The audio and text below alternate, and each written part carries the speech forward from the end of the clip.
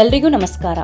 ಇಂದು ನಾನು ನಿಂತಿರುವ ಸ್ಥಳ ಒಂದು ಜಾಗ ಮಾತ್ರವಲ್ಲ, ಇದು ಅನೇಕ ಕನಸುಗಳು ಮೊದಲ ಬಾರಿಗೆ ಧೈರ್ಯ ಪಡೆದುಕೊಂಡ ನೆಲೆ.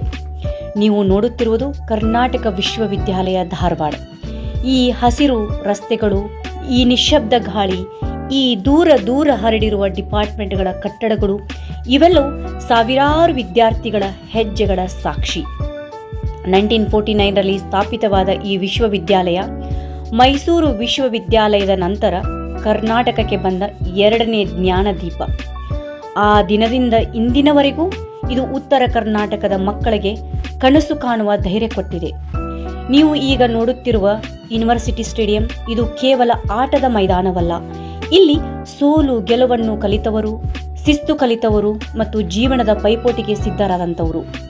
ಪ್ರತಿ ಡಿಪಾರ್ಟ್ಮೆಂಟ್ ಹೊರಭಾಗವೂ ಒಂದು ಕತೆ ಹೇಳುತ್ತದೆ. ರಾತ್ರಿ ಬೆಳಗಿದ ಓದು, ಪರೀಕ್ಷೆಯ ಭಯ ಮತ್ತು ಪದವಿ ದಿನದ ಹೆಮ್ಮೆ. ಈ ಕ್ಯಾಂಪಸ್ನ ಪ್ರಕೃತಿ ವಿದ್ಯಾರ್ಥಿಗಳಿಗೆ ಹೇಳುತ್ತದೆ, ನಿಧಾನವಾಗಿ ಉಸಿರೆಡೆ, ನೀನು ಇಲ್ಲಿ ಸುರಕ್ಷಿತ, ನಿನ್ನ ಕನಸುಗಳು ಇಲ್ಲಿ ಗೌರವ ಪಡೆಯುತ್ತವೆ ಅಂತ. ಗ್ರಾಮೀಣ ಮನೆಗಳಿಂದ ಬಂದ ಮೊದಲ ಪೀಳಿಗೆ ವಿದ್ಯಾರ್ಥಿಗಳಿಗೆ ಈ ವಿಶ್ವವಿದ್ಯಾಲಯ ಒಂದು ಶಿಕ್ಷಣ ಸಂಸ್ಥೆವಲ್ಲ, ಅದು ಒಂದು ಜೀವನದ ತಿರುವು.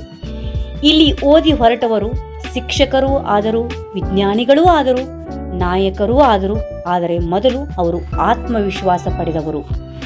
ಕರ್ನಾಟಕ ವಿಶ್ವವಿದ್ಯಾಲಯ ಧಾರವಾಡ ಒಂದು ಕಟ್ಟಡಗಳ ಸಮೂಹವಲ್ಲ, ಅದು ಒಂದು ಭಾವನೆ, ಅದು ಒಂದು ನೆನಪು, ಅದು ಒಂದು ಉತ್ತರ ಕರ್ನಾಟಕದ ಹೆಮ್ಮೆ. ಇಲ್ಲಿ ನಿಂತು ಹೇಳಬಹುದು, ಈ ನೆಲಕ್ಕೆ ಜ್ಞಾನ ಉಸಿರಾಡುತ್ತದೆ. ಧನ್ಯವಾದಗಳು. ಈ ವಿಡಿಯೋ ನಿಮ್ಮ ಹೃದಯಕ್ಕೆ ತಲುಪಿದ್ದರೆ ಲೈಕ್, ಶೇರ್ ಮತ್ತು ಸಬ್ಸ್ಕ್ರೈಬ್ ಮಾಡಿ. ಮತ್ತಷ್ಟು ಇಂಥ ನಿಜವಾದ ಕಥೆಗಳಿಗಾಗಿ ನಮ್ಮ ಜೊತೆ ಇರಿ. Thank you. ನಮಸ್ಕಾರ.